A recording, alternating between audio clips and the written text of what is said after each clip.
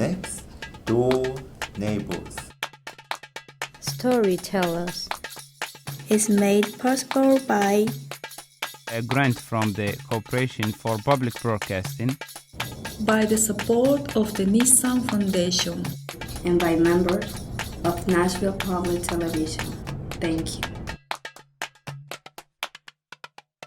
My family immigrated to the States in '96 when I was about 2.5, almost 3 years old.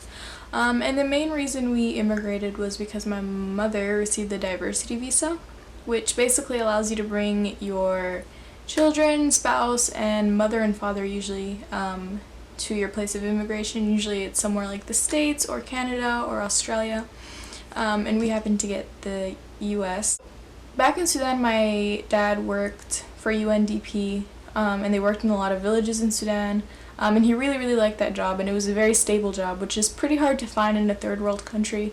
But when they received the diversity visa, they kind of had to choose between staying with the stable job here or immigrating to the US and kind of almost starting over, because it's really hard to, I guess, get a job of the same level when you're moving countries. So my parents thought about it for a long time and kind of decided that it'd be better to move to the States for our sake, so me and my brothers. I lived here since I was 2.5, and we stayed here until I was about 12 years old, and at that point we'd become very much assimilated to the US. We knew the language, we understood the culture, we participated in the culture, and my parents decided that as much as they wanted us to assimilate and wanted us to get used to the way of life here, that ultimately we needed to know more about our own culture and our own language and our own religion, and that's pretty hard to maintain when you're in a completely different country.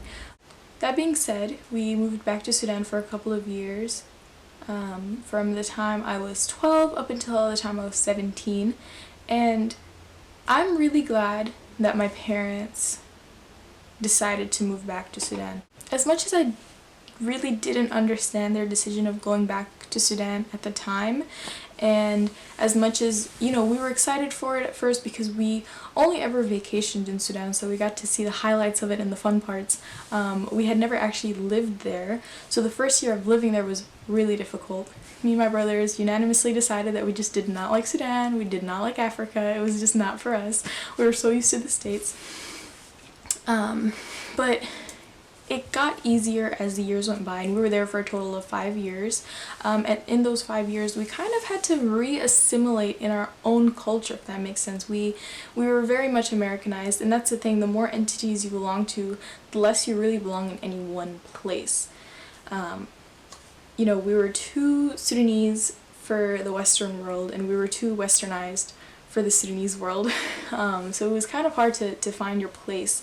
A lot of families that immigrate to the US, especially ones that immigrate from an Islamic country, a lot of times they still want their kids to practice their religion, they still want them to follow the customs and cultures of their motherland. I guess my parents figured it'd be kind of unfair to put us in this one society and ask us to follow the rules and rituals and traditions and customs of another society.